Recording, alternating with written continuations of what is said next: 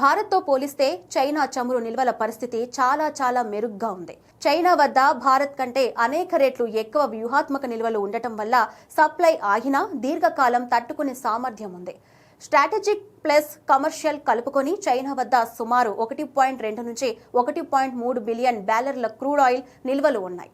ఇవి దాని 4 నెలల దిగుమతులను కవర్ చేయగలవు. అదనంగా చైనాకు 28.18 బిలియన్ బ్యారెల్ల ప్రూవెన్ ఆయిల్ రిజర్వ్స్ కూడా ఉన్నాయి. ఇవి భూగర్భంలో ఉన్న చమురు నిల్వలు. ఈ విషయంలో చైనాది ప్రపంచంలో 13వ స్థానం. చైనా వార్షిక వినియోగానికి 4.7 రెట్లు సమానం ఇవి. అంటే దిగుమతులు లేకుండా సుమారు 5 సంవత్సరాల వరకు సరిపోతాయి. కాబట్టి సరఫరా అంతరాయాలు వచ్చినా తాత్కాలికంగా తట్టుకోగలదు. మొత్తంగా చైనా తన స్ట్రాటజిక్ నిల్వలు ప్లస్ ప్రావెన్ రిజర్వ్స్ కలిపి ప్రపంచంలో అత్యంత భద్రత కలిగిన దేశాల్లో ఒకటి. ఇక అమెరికా వద్ద ప్రస్తుతం సుమారు 415 మిలియన్ బ్యారెల్ల వ్యూహాత్మక పెట్రోలియం నిల్వ ఉంది. ఇది ప్రపంచంలోనే అతిపెద్ద అత్యవసర చమురు నిల్వ వ్యవస్థ.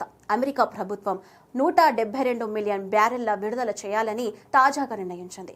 ఇరాన్ యుద్ధం కారణంగా పెరిగిన ధరలను తగ్గించడానికి ఈ నిర్ణయం తీసుకుంది.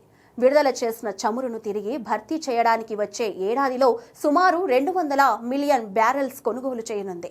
లూసియానా, టెక్సాస్ తీర ప్రాంతాల్లోని 4 భారీ స్టాల్ కేవ్స్ లో ఈ నిల్వలను భద్రపరిచారు. యుద్ధం, ప్రకృతి విపత్తులు, సరఫరా అంతరాయం వంటి అత్యవసర పరిస్థితులలో అమెరికా ఆర్థిక వ్యవస్థను రక్షించడానికి ఇది ఉపయోగపడుతుంది. ఇక అమెరికా నిల్వల నుంచి విడుదల చేసే చమురు అంతర్జాతీయ మార్కెట్లో ధరలను తగ్గించగలదు.